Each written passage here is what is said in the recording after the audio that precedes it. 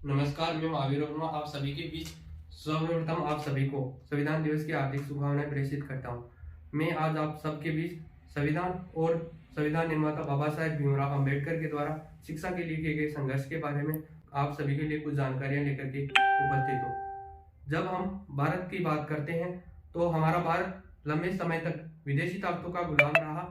हमारे भारत को आजाद करने के लिए अनेक वीरों ने, अनेक क्रांतिकारियों ने अथक प्रयास किए। वो इस धरती के लिए मर गए, मिट गए, लेकिन इस देश को 15 अगस्त 1947 तक आजाद कर गए।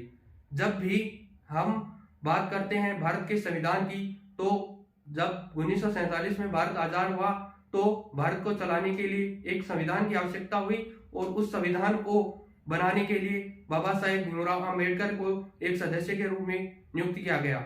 जब बाबा साहेब भीमराव अंबेडकर संविधान निर्माण के कार्य उन्होंने संभाला, उस समय बाबा साहेब भीमराव अंबेडकर ने 2 वर्ष 11 माह 18 दिन के अथक प्रयास के पश्चात हमारे भारत देश के संविधान को स्वर्णिम अक्षरों में लिखा। बाबा साहेब भीमराव अंबेडकर की जब हम बात करते हैं तो बाबा साहेब भीमराव अंबेडकर का जन्म 14 अप्रैल 1891 ईस्वी को मध्य प्रदेश के महू प्रांत में जन्म हुआ।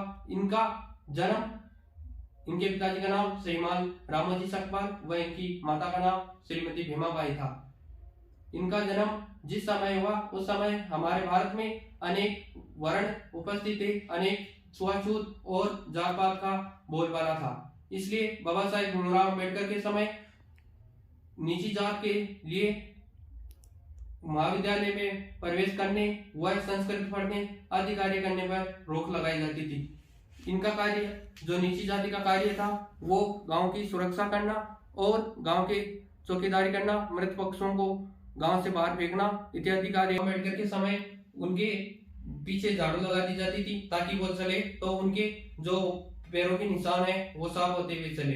बाबा साहेब भीमराव अम्बेडकर को स्कूल में दाखिला दिलवाने के लिए उनके पिताजी ने बहुत से प्रयास किए, लेकिन वो जिस भी स्कूल में जाते नीची जाति के होने के कारण उन्हें उस स्कूल में प्रवेश नहीं दिया जाता। बहुत ही प्रयासों के पश्चात बाबा साहेब भीमराव अम्बेडकर को एक सतारा के गवर्नमेंट स्कूल में प्रवेश दिया गया, लेकिन जब उन्हें प्रवेश मिला तो उस समय उन्हें क्लास के अंदर बैठने नहीं दिया जाता था। उन्हें क्लास की दरी के अंदर ऊपर बैठने की बजाय क्लास के बाहर एक बोरी के ऊपर बिठाया जाता और क्लास के बाहर से ही शिक्षा ग्रहण करनी पड़ती थी। उन्हें मटके का पानी पीने इत्यादि पर रोक लगाई जाती थी और उनके द्वारा उन्हें जो ऊंची जाति के विद्यार्थी थे उनसे बात करने व उनके पास जाने पर भी प्रतिबंध रहता था।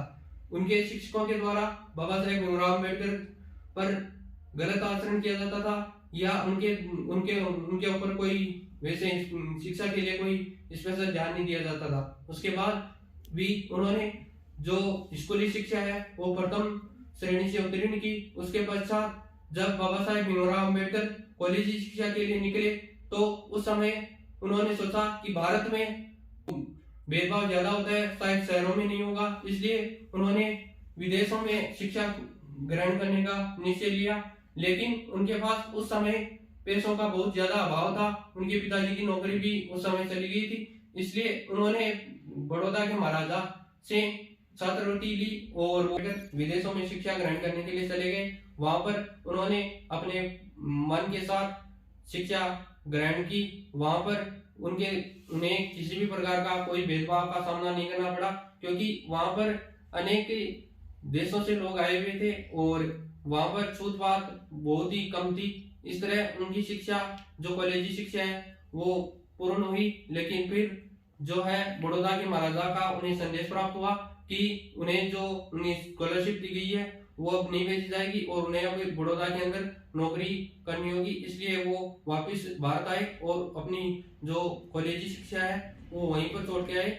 इसी के साथ वो बड़ौदा में नौकरी करने लगे। वहां पर बड़ौदा में उनके साथ बहुत ही अभद्र व्यवहार किया जाता था। उन्हें जो है मटके से पानी पीने आदि पर रोक लगाई जाती थी और उन्हें कहीं पर भी मकान नहीं दिया गया था। इस कारण से उन्होंने नौकरी छोड़ दी और फिर वो विदेश चले गए। इस प्रकार वहां पर उन्होंने बहुत सी अलग अलग विषयों में एमएससी, पीएचडी, बीए, बीएससी अनेक डिग्रियां हासिल की और फिर वे भारत लौटे। जब बाबा साहेब भीमराव अम्बेडकर भारत लौटे तो उस समय ईस्ट इंडिया कंपनी यानी कि अंग्रेजों का भारत पर कब्जा था।